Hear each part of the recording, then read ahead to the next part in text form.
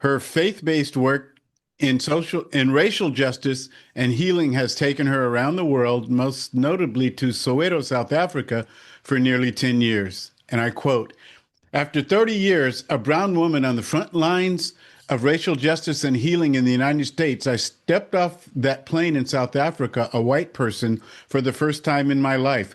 That's right. In Soweto, a 100% Black African community of 5 million, I am perceived as entirely white and therefore considered among the oppressors. In the cities, I was viewed as colored, but in the townships, I was white. How can I be three different races in three different places? I was no longer one of us, I was one of them. It was an identity crisis unlike I had ever encountered. And so you might wonder how I got connected to Dr. Gigi Khanyezi. It's because one day, some months ago, I saw this friend request on Facebook. And I have told you all a few times of late that I become really selective when it comes down to accepting friend requests. And so what I do is I go and I research who the person is. I see what they've posted. I find out, get a little background, because it's just not worth my energy to just have a bunch of people in there, yelling at each other. And I was just pleasantly uplifted and inspired by her story. I thought, oh yeah, we've got to bring her on board.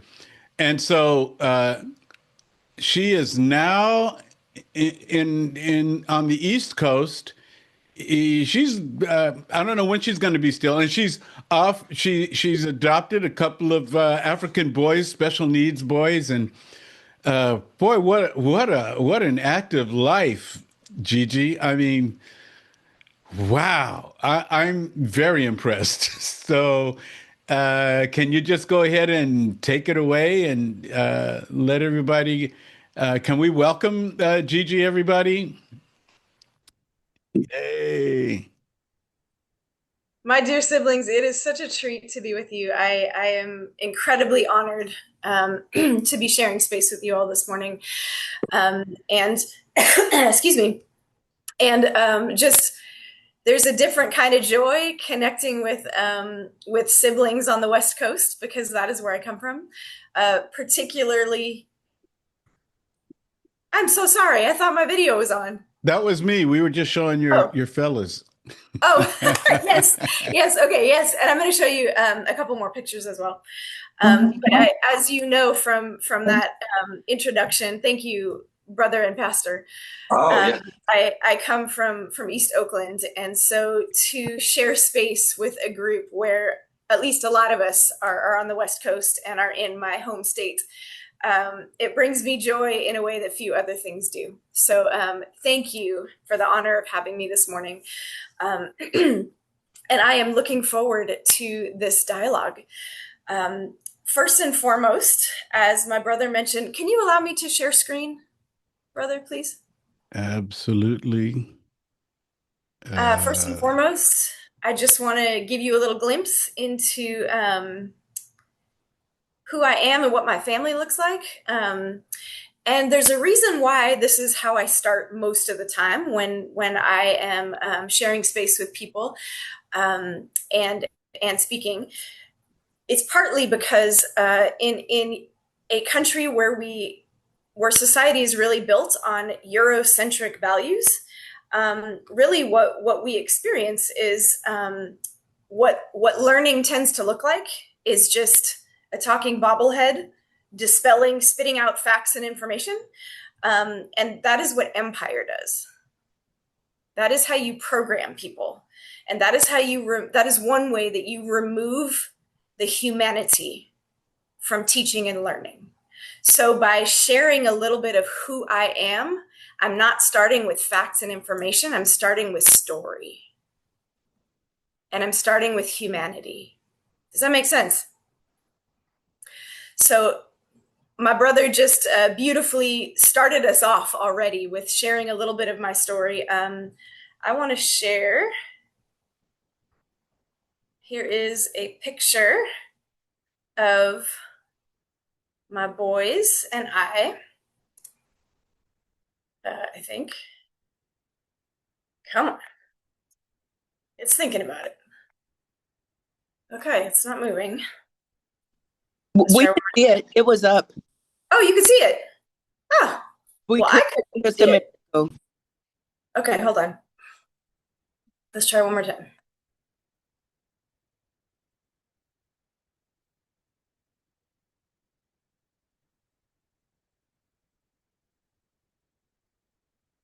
There we go.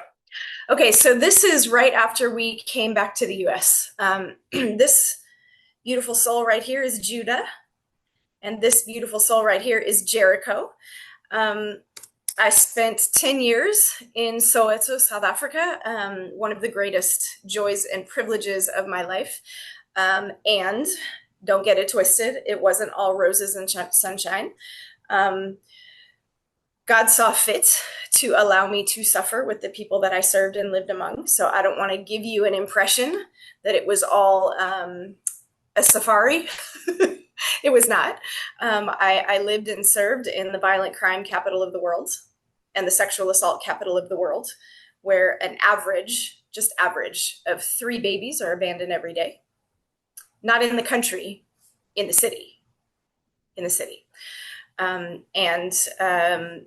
It is a beautiful, unbelievably resilient, and incredibly suffering people that I had the privilege to live among and love and be loved and serve and be served and learn from.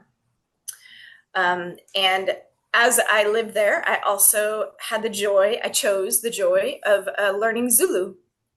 So, Nyakhuluma isiZulu namhlanje. I have learned to speak Zulu. Both of my boys have a Zulu middle name. So this is Judah Mangoba. This is Jericho Elijah Beki Sizwe. And Judah Mangoba means one who conquers in hopeless situations. Jericho Elijah Beki Sizwe, which means one who watches over the nation.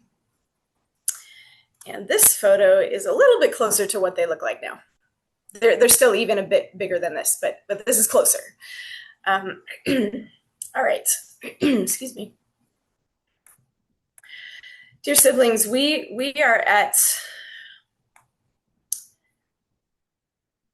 I don't even know an adjective. We are at a juncture in history. That is remarkable.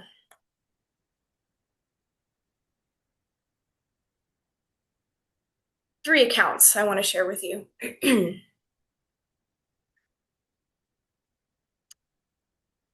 They were kidnapping young men and women in the street, in the marketplace, and in front of churches on Sundays. Special camps were set up for people like me, separate ones for men and others for women. I was kidnapped on a street, pushed into a wagon, and then a vehicle, and then a train, and transported violently to another country. 3 days later, we were told to get off. Here, we were met by law enforcement and placed in groups for which work we would be assigned. I was assigned to extremely hard labor in torturous conditions, 10 hours a day, 6 days a week, often even on Sundays. Older people were dying of exhaustion. After work, a bowl of soup and microscopic cube of margarine and bread was given. This was the only meal for the day. We felt hunger all day long. Every morning we were so exhausted that we could hardly move. A brown leather whip was used to make people work faster. The second account. I was snatched in the street, dragged into a vehicle by masked men. I was slammed to the ground and placed into the vehicle without being told why I was being taken. Neighbors were also violently abducted from their homes, thrown into a vehicle, and taken to a prison with inhumane living conditions and torturous treatment for no explainable reason. The third account. We sat by the river of our abductors and we wept. We remembered our homelands, our people, and we wept.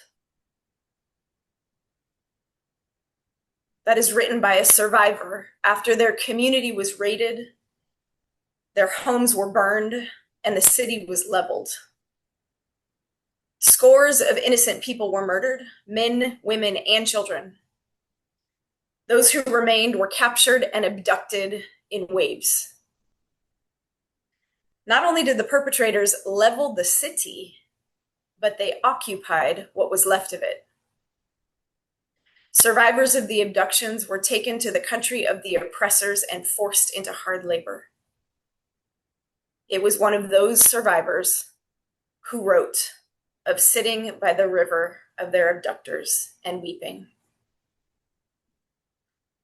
For many of us in this space, our lives have been gravely impacted by scenarios that sound a lot like these. We're grieving, we're angry, and a lot of us feel helpless and scared for what is to come. What we are seeing in the streets of the United States right now, we've seen before throughout history. That first account that I just read to you was 1941 in Germany-occupied Poland. It was a Polish survivor who was kidnapped in the streets and taken to a concentration camp. The second account that I read to you was Andrea Velez just a few days ago in Los Angeles, being snatched on the streets. And the third account I just read to you came from the siege of Jerusalem by the Babylonian Empire in 586 BC, where many Judeans were taken captive and forced to Babylon, another country. And not just another country, but a country known to be one of the most cruel and brutal. Those three accounts you heard are eerily similar to each other. And they are from three totally different eras in history, one of them being right now. The siege of Jerusalem, the third account that I read you, the length of it and the occupation over years brought famine and grave suffering. The dictator who conquered them wanted to be utterly certain any potential rebellion would be suppressed. So he kidnapped groups of people at different times from their homeland, Jerusalem, and sent them to different locations within Babylon. Does it sound familiar? It was a classic move of divide a people and keep them conquered. At the time of this morning service right now, Gaza in Palestine has been under siege for 674 days. The city has been leveled. Tens of thousands of Palestinian lives have been lost from violent carnage, and now the savage starvation in its wake. The parallels are deafening. Survivors of that siege and abduction from Jerusalem describe sitting by rivers in the lands of their abductors to which they were taken and weeping as they remembered their homeland and their scattered peoples. That quote by those survivors of weeping by the river is in Psalm 137, verses 1 and 2. That is written by survivors of the siege of Jerusalem. Imagine being forcibly taken from your home and placed in a different economy, society, culture, land, in a nation known to be exceptionally cruel and required to farm the land and build the city. But much of the farming knowledge from your own homeland doesn't apply to this new one because the land isn't the same, nor is the climate. Not to mention being thrust into the bottom rung of a social and political structure, cruel and unfamiliar. 4 generations later, 4 generations after being snatched from the streets, from the homes, from churches, and abducted and forced into hard labor in a notoriously cruel country, 4 generations later, those people were eventually released because of the fall of the Babylonian Empire, and they made their way back home to Jerusalem, with many of them having known nothing in life other than captivity and forced labor. It was in that moment that quite literally the pastors of the people wrote a beautiful tribute. The pastors of the people who had been abducted and lived in captivity for 4 generations, 70 years, wrote a poetic narrative to a suffering people, determined to inspire their resilience and restore their dignity as they began the arduous work of rebuilding. That poetic narrative, family, is Genesis 1. Genesis 1 is a text in which spiritual leaders who suffered alongside their people for generations of oppression seek to remind them who they are and whose they are.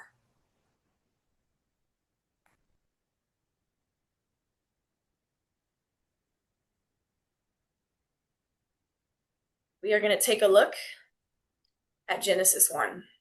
Oops.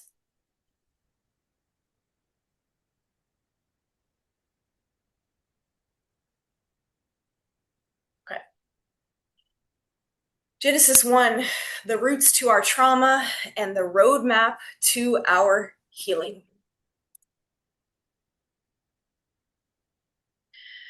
Because citing your sources is an act of justice, come on, somebody. Come on, somebody. Because too many times over history, the intellectual genius and creativity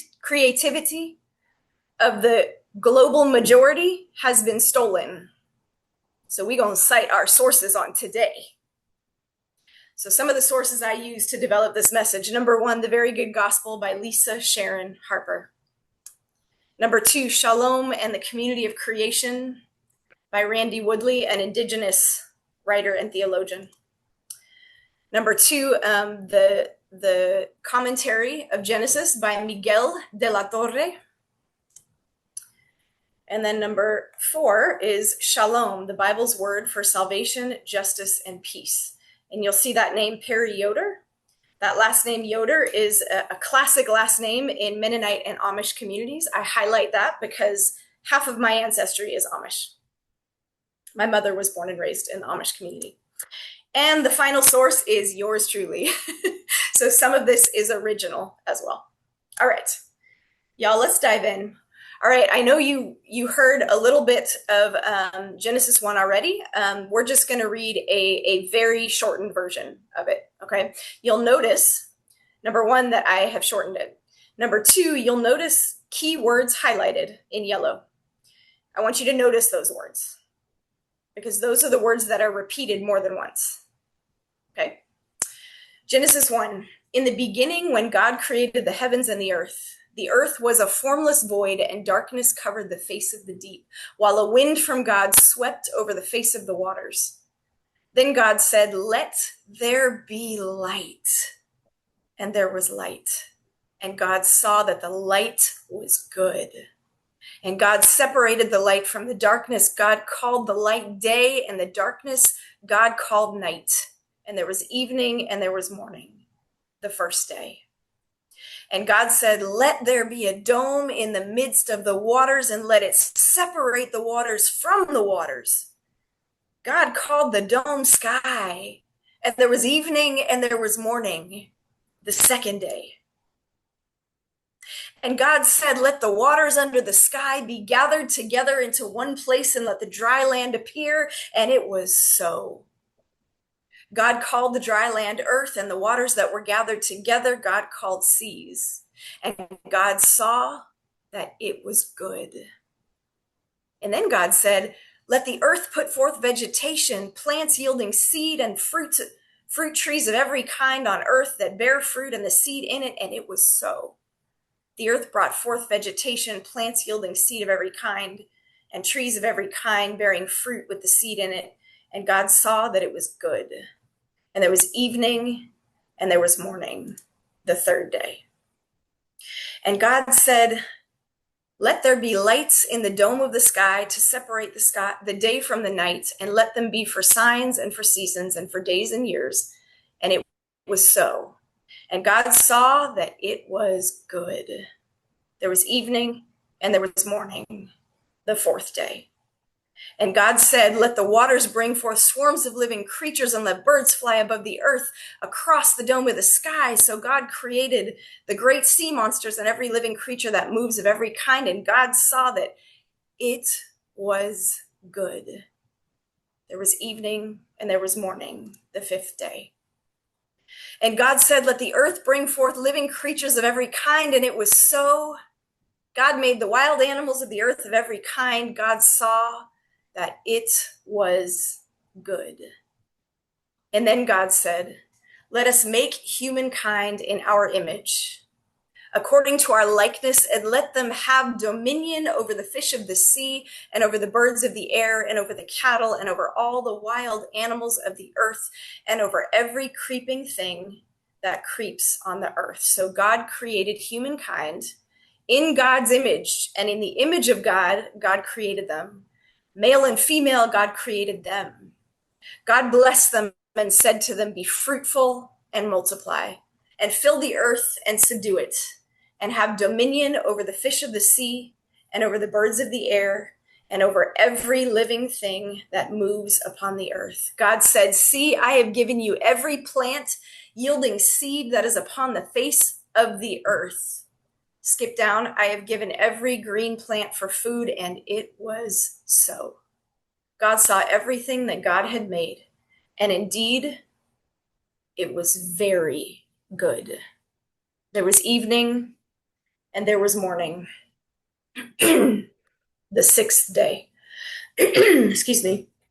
Family, with that read, I want us all to pause here. I invite you to close your eyes. If you close your eyes and your body feels really uneasy, you can leave them open. Just cast your gaze downward. And with your eyes closed or your gaze cast downward, I want you to just take a deep breath, slowly in your nose and slowly out your mouth. Good. And again, breathe in slowly through your nose. And as you breathe in, remind your body, in this moment, I am safe. And slowly breathe out your mouth. And as you breathe out, just check in with your shoulders, your neck. If it needs a little movement, give it that. And one more time, breathe in slowly through your nose. And as you breathe in, just remind your body, in this moment, I am safe. And slowly breathe out your mouth. As you breathe out, just check in with your jaw, your forehead, eyebrows, give them a little movement. Any movement that your body needs in this moment, go ahead and give it that. And when you're ready, go ahead and come back into the room.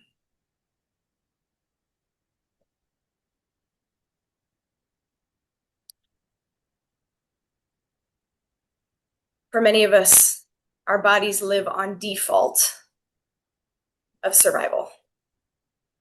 Fight, flight, freeze. Coming back to the present moment, reminding your body that in this moment, I can look around me and see I am safe. It helps to regulate your nervous system, and it helps you be able to receive and integrate what we're about to learn. All right, dear siblings.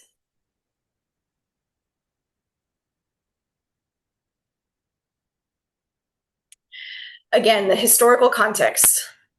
So Genesis 2 was actually written first. Did you know that? Genesis 2 was written first by an individual. 400 years later, Genesis 1 is written. And it's not written by an individual, it's written by a group of people. The reason I highlight that is because Genesis 2 is also a creation account. So 400 years later, a group of folk decided another creation account needed to be written, which tells us there is a very specific purpose for Genesis 1. Historical circumstances, as we've already named. The Babylonian Empire was trying to control the trade routes to Egypt because it wanted wealth. This is in the 600s BC. Therefore, they conquered Jerusalem. As a result, incredible famine. Over several years, they kidnapped many of the Judeans in Jerusalem, and they sent them to Babylon in waves, in groups, over several years. They lived in Babylon, those who were kidnapped, 70 years, which is 4 generations. Imagine the incredible, profound loss. Their homeland, their autonomy, their freedom, being surrounded by their own language, economy, their very identity was not just tied to the land, but it was tied to being the people of Yahweh. And here they are, conquered and held captive. Something that's really important to understand as a backdrop of Genesis 1 is that the theological worldview of Babylon is that human beings exist to serve very cruel gods. That's the only reason we exist. And this is the theological worldview that the Judean people were surrounded by in Babylon. So who was the group of folk that wrote Genesis 1? People like to call them post-exilic priests, but I think the word exile is way too tame for what was done to this people. They were kidnapped and forced into labor. Basically, the pastors of the people who suffered alongside them wrote this to the people. The pastors of the people said, "We're on our way out. We are coming home. What do my people need to know? What do they need in this moment?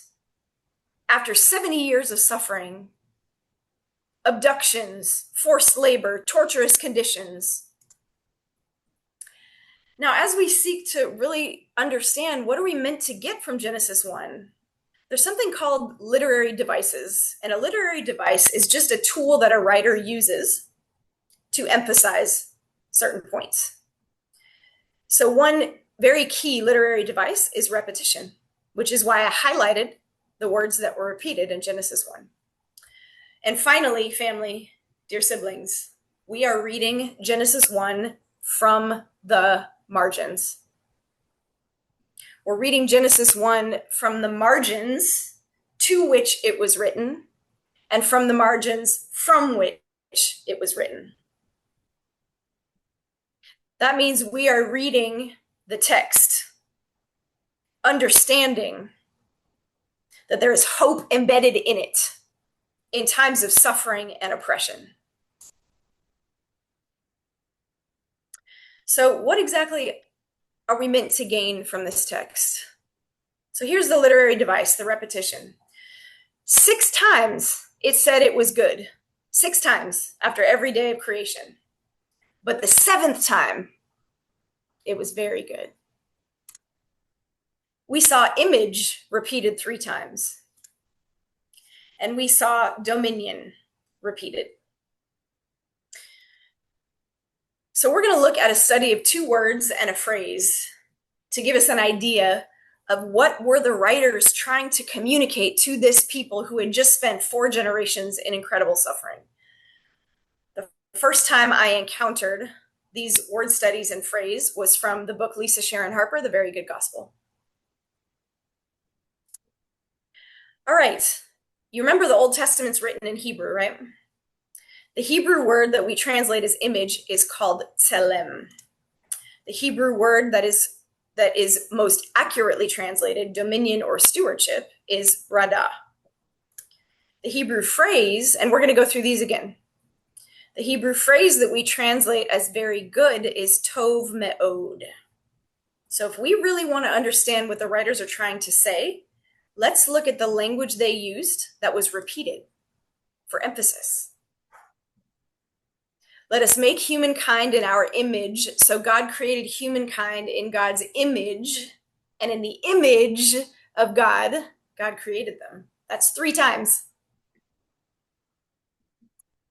So, tselem, the Hebrew word, what does it mean? The literal translation is phantom. The figurative translation is a representative being. So, an example of this is so you know the New Testament was written in Greek, right? So, the Greek equivalent of the Hebrew word tselem, that is translated image, the Greek equivalent is akon. And it's used in the New Testament to describe the image of Caesar being stamped on a coin. So that's an example of what tselem means. The cultural context. Now, this is really key. In this era, in this context in which this was written, only kings and queens can be representative of deity. Y'all, only kings and queens. So for the pastors of the people to write this text, this beautiful poetic text to inspire the people who are coming out of 4 generations of suffering, the pastors of the people are declaring, no, no, no. If you are a human being, you were made in the image of your creator. This was revolutionary at this time. It was the pastors of the people communicating that dignity and intrinsic worth is inherited from your creator, not from your bloodline or from your position of royalty. Remember the cruelty of Babylonian rule. That's what they'd just been immersed in. Let us make humankind in our image according to our likeness, and let them have dominion over the fish of the sea and over the birds of the air. The Hebrew word that is best translated as dominion, governance, or stewardship is radah. Now, this is often, I'd say usually, translated incorrectly. So you'll often see it translated as rulership or authority, and we're about to find out right now why that's incorrect. So this word, radah, is very rare in the Hebrew Old Testament. It's very rare. So the writers could have used 8 other words from Scripture to connote a king's rulership over an empire. 8 other words that were much more common. And the writers chose a different one and a very rare one. So we know that these writers are trying to communicate something very specific. What is that? Radah indicates the kind of authority that enables the led things to blossom, open up, rather than imperial rule. In other words, it's the kind of stewardship where the led things flourish. It's the kind of leadership where the led things flourish. Lisa Sharon Harper says it this way: radah equalizes power. So it can't be rulership. It can't be taking authority over. It can only be stewardship. Remember the significance of this. They're coming out of Babylonian rule, where they were very cruelly oppressed. And what their pastors are declaring to them in this moment of freedom and emerging from 70 years and 4 generations of oppression is that they themselves, as human beings, were made in the image of their creator, totally revolutionary. And they were made with the ability and the call to exercise dominion, to have agency. All right, lastly, God saw everything that God had made, and indeed, it was very good. So the Hebrew word for good is tov. So here's the thing. This word tov in Hebrew worldview, this is going to be mind blowing if you really catch this. Are you ready? Are you ready? You might need to put a seatbelt on. In Hebrew worldview, which is who wrote this and who it was written to, when God created everything and looked at it and said, it's very good, or every day God looked at it and said it was good, he's not talking about the things God created. That's how we read it in our individualistic, postmodern, Eurocentric context. In Hebrew worldview, the word tov is only used in the context of relationships. Period. Only. So every day, God is looking at what God created and saying, the ties between everything I've created are good. Now watch this. In the Hebrew conception of the world, all of creation is connected. Hello, shalom. Come on, shalom. The well-being of the whole depends on the well-being of each individual part. That is what we call shalom. Genesis 1 is perhaps the most poignant picture of the biblical principle of shalom that we have. It occurs only in the context of relationships. So in other words, when God created and declared it was good and then very good, God was not referring to the things or even the people. God was referring to the ties between all of it. Now, God didn't just say good on the seventh time. God said very good. That's tov me'od. Me'od in Hebrew means vehemently, emphatically, abundantly. We saw in this text, it was good. We heard it 6 times every single day of creation. But then on the 7th day when it was completed, it wasn't good anymore.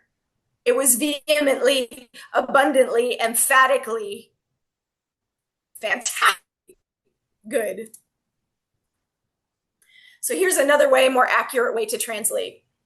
God saw everything that God had made, and indeed, the harmony amongst it all was exceedingly, abundantly, emphatically good. Are you with me?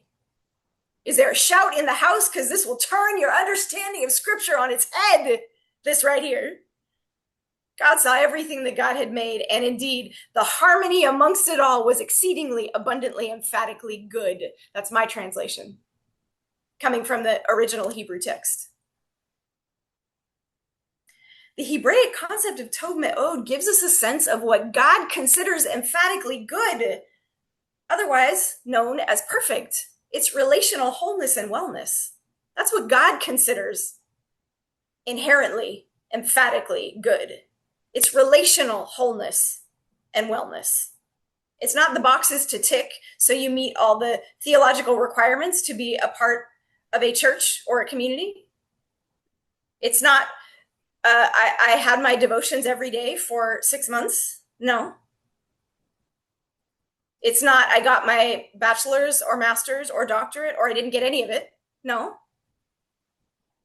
It's relational wholeness and wellness. That is God's declaration. So what does it mean, co-creating a Genesis 1 world? What does it mean? What does this mean for us today? Telem, you, my dear siblings, you were made in the image, the sacred, priceless image, beautiful image of your Creator. Our siblings in Palestine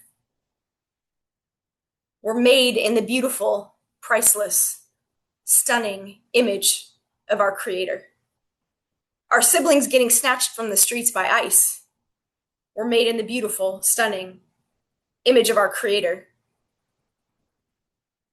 And dear siblings, here's the good news. This is the good news of the gospel. You were made in the image of your Creator, which means that your worth and your value cannot be earned.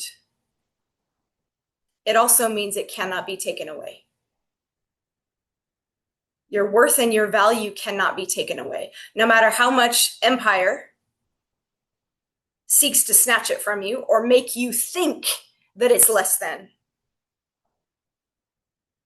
Because if that's what we think in our unconscious, empire has just programmed us. And that is the work I do in the world, actually, by the way.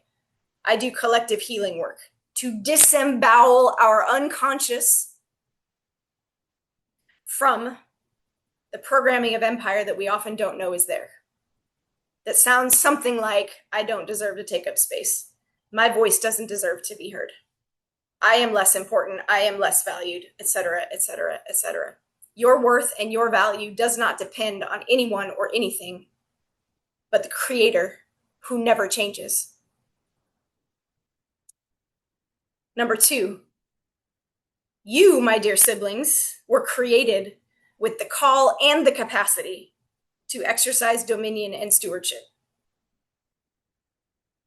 You were created with that. You were designed with it. You were called to agency to do something about it. What is happening? We must live as if the truth is really the truth. Tov me'od, very good. Dear siblings, you and we were designed to live in relationship, in community. And that doesn't just mean with people. That means with creation. That means with God. That means with the cosmos. This is how we were designed. And if you look at each of these 3 things, empire has sought to rupture and destroy every single one.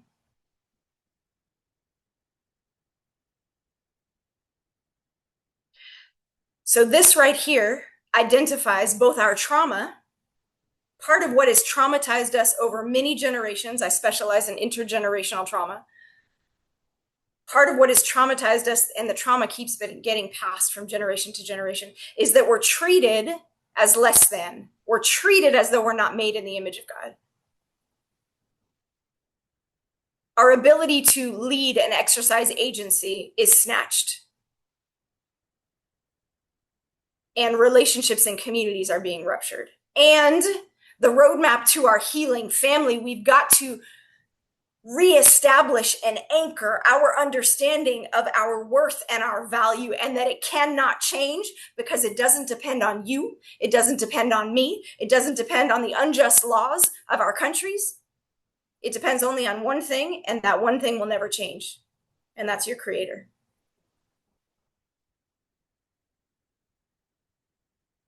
Our healing is taking up Radha, dominion, leading and serving in a way that the led things flourish. And number 3, understanding Tov Me'od, that the deep interconnectedness of all of creation, and that you were made. Part of our greatest resistance is being in community, being in relationships, and not allowing them to be destroyed.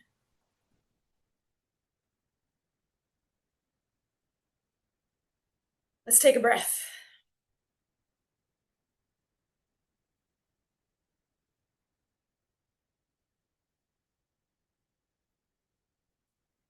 Dear siblings, this is approaching Genesis from the margins. The margins from which it was written and the margins to which it was written. To do so is to cling to a God, to our God, in the midst of struggle, subjugation, and uncertainty, like what we are facing right now. When we read Genesis through eyes that center voices on the margins, the book becomes more than just a narrative demanding scholarly analysis. It becomes a text of hope. Hope in a God whose very nature is the flourishing and the liberation of all who are oppressed, regardless of how hopeless our reality still appears. This is a text of hope. It's also a text of resistance. My hope today, when we part this space, is that we walk out with a renewed sense of hope and a renewed energy for resistance, because we understand, we are reminded again of our worth. and the worth of our neighbors.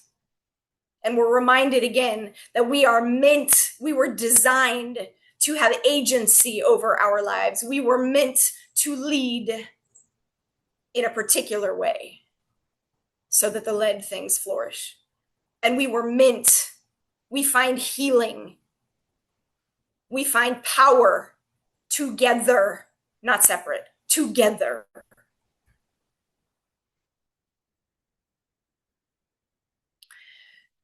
There's something called the science of belonging. The science of belonging, and I'm just going to give you a tiny, tiny little snippet because it's a huge field. The science of belonging science has discovered that a sense of belonging, or maybe I should say a sense of not belonging, which is what empire does by marginalizing groups of people, and sometimes what faith spaces do. Come on, somebody. The feeling of not belonging activates the same places in the brain as physical pain. The feeling of not belonging activates the same neurons in the brain that are activated when we feel physical pain. In fact, our basic human need for belonging is so intense that on a physiological level, we pursue it with the same force that we pursue having enough water to drink when we're thirsty.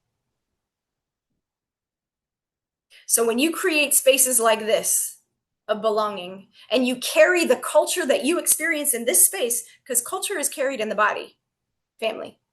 Culture is carried in the body. When you carry the culture from this space out into the world, and you create belonging, curiosity, and not judgment, you are creating healing for people. And when we heal, we can step into our power. And when we step into our power, we can resist in ways that bring change. So I believe what Joseph Wardsawa needed to hear in 1941, and what Andrea just a couple days ago, in LA, right now in 2025, and what the survivors of the siege of Jerusalem needed to hear then, was exactly what these pastors wrote in Genesis 1. Amen.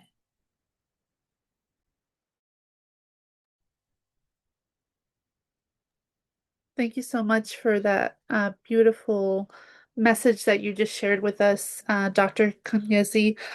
I would say that I have heard this message in pretty much every Indigenous-led talking circle, sweat lodge, ceremony that I've ever been to. Like, the predominant phrase that you hear is all my relations. And so I guess I'm wondering why everybody else, why that seems so foreign to like everyone other than Indigenous people, Yes. and why we have to hear it through this way. But then what is our roadmap for the rest of us who this is like a newer message, to heal and remember that that's exactly what capitalism has been targeting, our relationships. Well, that's what colonization has done, is destruct relationships between each other, between the land, the waters. So, what is the lesson now in 2025 of repairing these relationships? Yeah, so great questions. Your first question of why is it that we're only hearing this in Indigenous communities? So you remember at the beginning when I cited my sources as an act of justice? Come on, somebody. One of those books is called Shalom and the Community of Creation by Dr. Randy Woodley. He is an Indigenous man. If I remember correctly, I think he's Navajo. And he writes about his whole dissertation was taking the Hebrew concept, the biblical concept of shalom, and comparing it to a pan-indigenous, that means indigenous with people from lots of different tribes, a pan-indigenous perspective, and how similar they are, how similar or different they are. And what he found was that they're identical. They're literally identical, because the concept of shalom is exactly what you said. In indigenous communities, it is everything is interconnected. So if I'm not well, you're also not well. If you're not well, I'm not well. If the land is suffering because we're abusing it, then we as a people are not okay, because we're connected to the land, right? And you asked, why is it that that's the only place we hear it? Because our whole society and culture has been built on colonizing ideologies in ways that we don't recognize because it's all we know, right? So our whole culture as a nation is not just Eurocentric, centering European values and traditions. It's not just Eurocentric, it's actually built on the ideals of colonizing people. You can't colonize people if the people can come together and resist. So what do you have to do? Divide them. Divide them from each other and divide them from the land. And that is what we're living in today. Literally, that's what we're living in today. And it's been the same all throughout history. You look at every example of colonizing. Y'all know I lived in South Africa for 10 years. It was 7% of the population is white. 7%. 7% created and upheld the apartheid system, one of the, or perhaps some say the worst system of racial oppression in history. 93%. The only way they could do that was to divide them. So that's why. And kind of the short answer to your question about, so what does this mean for us in terms of relationships? It means that we center them in everything we do. Everything we do, we center relationships. And this space is doing that really beautifully. Like at the beginning, when we broke up into small groups, we're having discussions, we're catching up. That is centering relationships, right? It applies to every part of your life. Are you centering relationships, especially with each other, but also with the land? Yes. Also with nature, with animals, with creation. That's what we were designed for. Actually beginning to be intentional about living as we were designed is resistance. It is healing first, and it is resistance second. Does that answer your question? It's a huge question, so there's so much I could say. Well, yeah, it's just like capitalism programs us to be like, okay, what can I get here? Like even like the American dream, right? It's not about how can my community be? It's about like how can I, get the fancy job and the spouse and the 2.5 kids and the picket fence. Like none of it is about community. And so how do we deprogram every instance in which we are like, oh, what can I get here? To what can we do here to be free and be well together? Yeah. Okay. So you've raised something really important here. And again, I'm just going to scratch the surface here, but if we really want to begin to decolonize how we live, decolonize our relationships, decolonize how we read scripture, really the place that you start, and this might sound really crazy initially, the place that you start is by reconnecting with yourself and your own body. Because our bodies are screaming for what we're designed for, but over many, many generations, because we needed to survive, we have silenced it and we pushed it down, right? And so we've been programmed on an unconscious level to find ways to get to the top or be at the top, and not necessarily in a job, although it includes that, but in much more subtle ways, right? In a community space where we like something, when we feel a twinge of jealousy, right? We feel a twinge of someone else has had a moment of incredible success or recognition, or they're getting something, and it's like the very human feeling of, but I need to get something too, or I need to show that I'm worth something too, right? Our brains aren't thinking those words, but on an unconscious level, that is what often is driving us. And that is how capitalism and hierarchy and empire have programmed us. So the more we quiet ourselves and stay connected to our bodies will let us know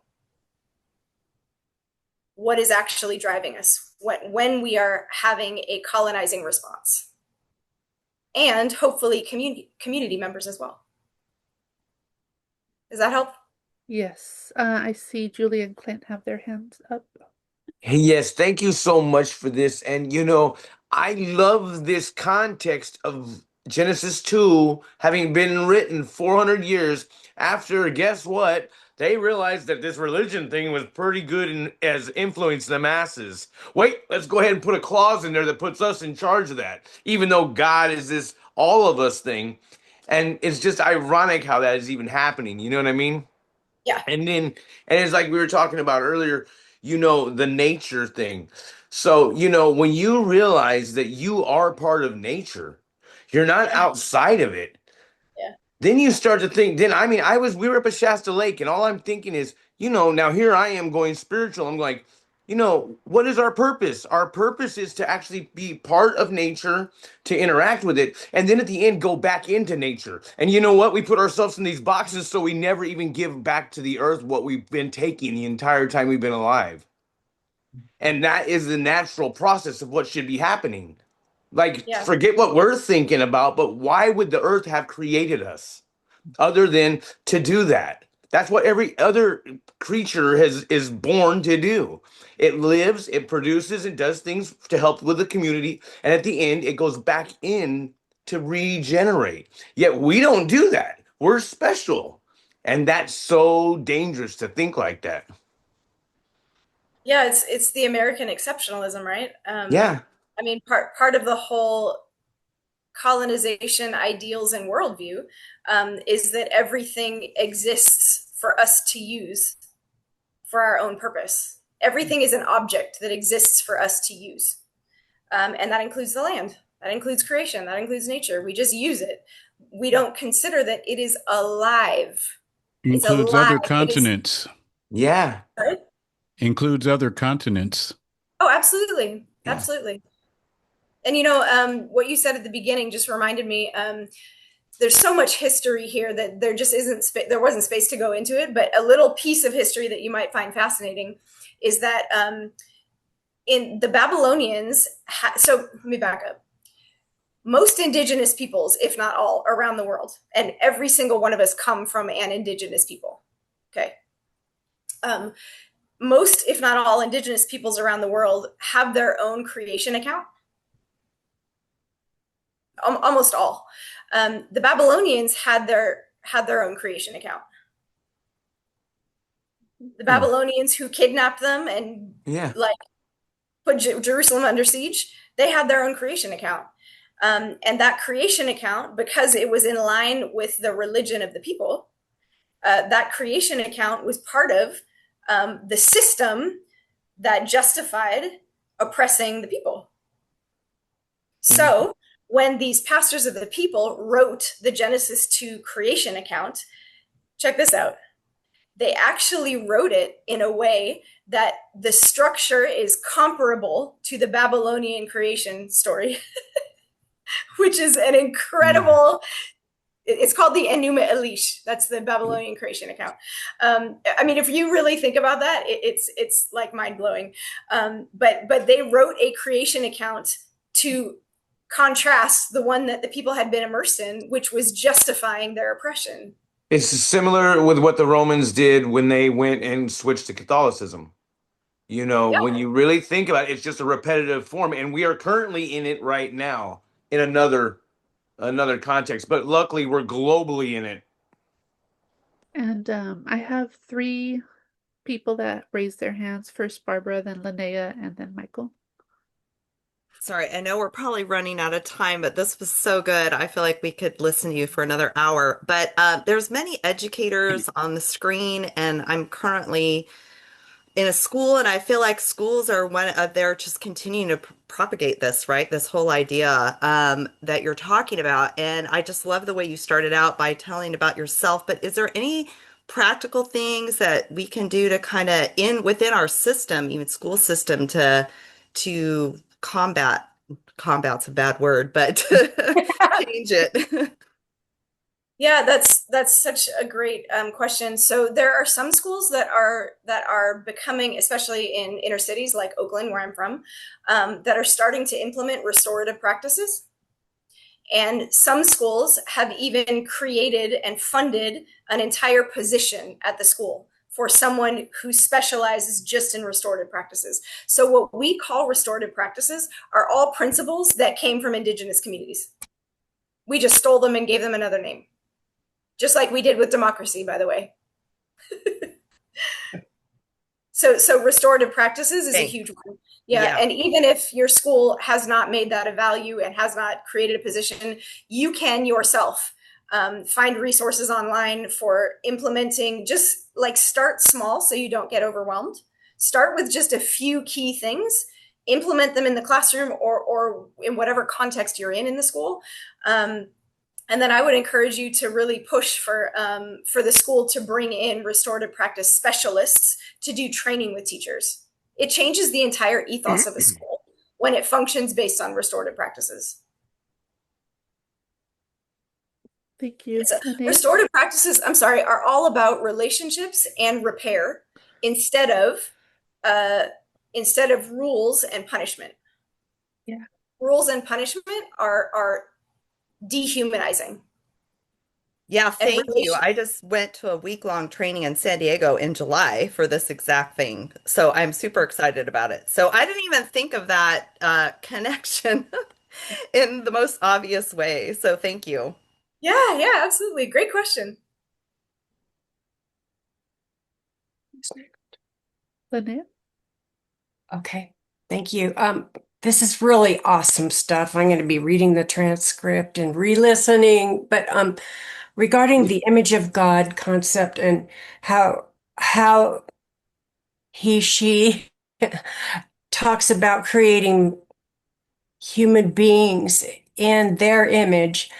And I don't know if this is grammatically valid, but do you see any significance to that being coupled with man and woman? He created them in his image. Ooh, my sister, you opening a can of worms. Okay, so yes, I do. So there are some mainstream evangelical theologians. Oh, okay. Matt says he's a restorative justice facilitator, so you've got one in this space. Okay, so most mainstream evangelical theologians will tell you that we should not read into their image because they call it a plural of royalty. Oh, where just no. it's a Hebrew language thing. They use a plural when they're talking about royalty. I don't agree with that, and there are plenty of other commentators and theologians that also don't agree with that. And I'm so glad you mentioned this because this text has been erroneously, dangerously used to condemn people of different sexual orientations and gender identities. And it is a horrific distortion of the text. It is Thank you. a horrific distortion of the text. So let me give you an example. If you when we get off this call or whenever you have time, go back and read Genesis 1 again. I want you to notice every single day what God created, almost every single one of those days. It says God created this and God created this, and they seem like things that are opposing, like light and dark, right? And it's written to our ears, Okay. as to our postmodern, individualistic, black and white, Eurocentric ears. It seems like it's very cut and dry, black and white. But we have to remember this is written in the Hebrew worldview, and it's written as poetry. This is written as poetry. It wasn't meant to be rigid black and white, right? So let's use the example of land and water and light and dark. So when we go from daytime to nighttime, is it like you just switch off a light and it just goes from light to dark right away? No. So there's a spectrum. Oh God. It's Okay. called sunset. It's called sunrise, right? In between land and water, is it an in between? Yes, it's called a marsh, right? So there many days are like that, and then suddenly you get to male and female, and then we're like, no, it's rigid. But that's not what the text is saying. We're using the text to confirm what we want it to say. I'm using the proverbial we. That doesn't include me. It's an abuse of the text, and the only way that these kinds of colonizing, just destructive ideals and practices can continue is because we justify them. We twist scripture so that these practices are justified, and you can see this in how the construct of race was created. This is an area that I specialize in, race and racial trauma in particular. But when you see the development of the idea of race, most people think that the idea of race was created so that they could create slavery, but it's actually the other way around. They were already engaging in slavery. They were already trafficking human bodies from Africa and elsewhere to the United States for a couple hundred years before the construct of race was created. And the construct of race was created in order to justify what they were already doing. And what they were already doing, enslaving people, was getting wealth and power, unmatched and unmerited wealth and power, by trafficking human bodies. So what did they do? They then, a very small group of Christians, this is in the 1600s, late 1600s, a very small group of Christians actually said, we can't enslave other human beings. Look at the Bible. And so a bunch of the enslavers came together, pastors in particular, and actually literally manufactured theological systems of belief so that scripture, the way that they read scripture, doesn't challenge enslavement. And those are the theological beliefs that are passed down in our mainstream churches today. Yeah. This right here, family, this right here. This is why Frederick Douglass called American Christianity the slaveholders' religion. That is no less true today. It's just that most of us do not understand that so many of the doctrines and theologies that we have been taught in Christian churches and Christian circles come directly from the distorting of scripture in order to justify enslaving and colonizing human beings. That's a long answer to a short question. Love it. Michael? Thank you. Oh, this is really important. The whole, everything that you explained and advocated is illustrated by a very humble person on this screen, Diane Fox. And I want to call attention. You see, I knew that she wouldn't want me to say this, but I want to call attention to the fact that I would urge all of you to read her book about Vietnam. The title again is Agent Orange. What else, Diane? Agent Orange. Living with Agent Orange, Conversations in Post-War Vietnam. Thank you. And what I just want to call and have everybody recognize is that when Diane was in Vietnam, she was living out what you're advocating about relationships. She was there connecting humanity by listening, and then transmitting those conversations to organizations and nations to try to create some restoration for the victims of U.S. imperialism and the Agent Orange that we used for that. So I just, as you spun your story out so beautifully today, I thought, gosh, this is what Diane Fox lived in Vietnam. Thank you, Diane. Oh, that's beautiful. Well, I thank you for highlighting that, and I want to read your book for a number of reasons, but one more personal reason is my dad fought in Vietnam. He is a twice Purple-Hearted disabled veteran, and obviously was terribly exposed to Agent Orange. And I now know that I was born 8 years after he came home. Agent Orange, the chemical compound, is sitting on my DNA. Yeah. Okay. Wow. Give me your address and I'll send you the book. Okay. Can you send me your how can I communicate with you? How about I'll reach out chat? to David. I'll reach out to David. Okay. Yeah. And it's interesting that each of you spent 10 years in the countries that helped shape your thought. Yeah, it's profound. I would love to connect. But I often, whenever I teach on the science of transgenerational trauma, in other words, when our family members before us experienced trauma, like enslavement or whatever, that trauma keeps getting passed down generation to generation in the actual physical body. Yes. I have a whole teaching on that. I often tell the story in more detail about how I discovered I have the chemical compound of Agent Orange literally sitting on my DNA, as an illustration, as a way to illustrate how trauma alters our DNA. When you experience trauma and it's not resolved, it alters your DNA, and then that altered DNA is passed down generation to generation to generation to generation. And I use that story as an illustration of how that works, because I never went to Vietnam. I never was exposed to Agent Orange, but he was, and it's now in my body. Yep. Yeah. Diane, maybe you were supposed to help open today's conversation, and we didn't give you a moment. Oh, well, that's my nature as a listener, right? Yeah. But all I really wanted to say was amen and thank you. And I would love to have a transcript of what you said, but Linnea said there will be a transcript. So how do we access that online? What do we do?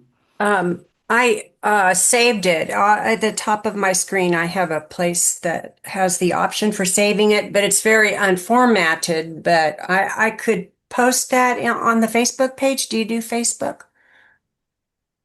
If not, Yes. Linnea, we could even mail it to her. Just Yeah. once you finish it, we can mail it to we'll you. get it to you. Thank you. So I And see David's. Oh, Well, Yep. All right, yeah, I let just wanna- David. Okay. I just want to acknowledge one thing really quick. Sorry, David. I just want to acknowledge that I know I am giving a lot of information here. And hopefully I'm doing it in a way that is relational, so you feel like I'm connecting with you. I'm not just dispelling facts. But I just want to acknowledge it can feel overwhelming. It's like putting a teacup at the bottom of Niagara Falls. So I just want to acknowledge if anyone in the space is feeling a little bit overwhelmed, because it's like, this is so good and it's so much information and I can't take notes fast enough, and how am I going to get, it's okay. It's normal. It's okay. We're with you. We like drinking from fire hoses. Well, then I am in good company. So just a very brief comment about when people talk about intergenerational trauma and it being in your body. My daughter's case is on her body. So her grandparents were Nisei, second generation Japanese Americans born in this country. And that whole generation experienced the internment, the concentration camps in the Second World War. My daughter has a tattoo 9066. That was Executive Order 9066, by which Roosevelt signed off on the internment of the Japanese Americans. So that trauma is literally on her body. My God. My God. Well, listen, everybody. Thank you. Thank you, Ana Rosa and Diane. Thank you, everybody, for contributing to give more life to what Gigi has shared with us today. I don't know if she will, but I kind of get the impression she might be willing to join us again in the future. I don't think anybody would complain about that. And, it's so timely. You mentioned Lisa Sharon Harper. This morning, I got an email from Lisa Sharon Harper offering to join us on Sunday. So we will have her as well. So these degrees of separation are getting Yeah. smaller and smaller all the time, it seems. But family, can we just give a great big thank you to Gigi You. for joining us today? Yeah, this has been delightful. And we're going to conclude with communion, and Kenichi is going to lead us in communion as we get ready to close.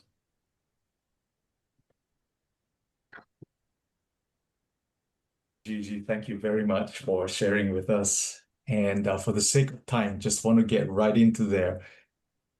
Relational wholeness and wellness. Relational wholeness and wellness. Me partaking in Christ's broken body and his shed blood are expressions or gateway to relational wholeness and wellness. So with that, let's approach the Lord's table.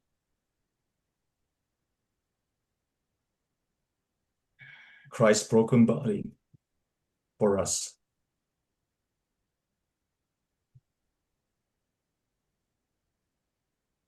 Christ shed blood for each one of us that we may attain to relational wholeness and wellness, well connected.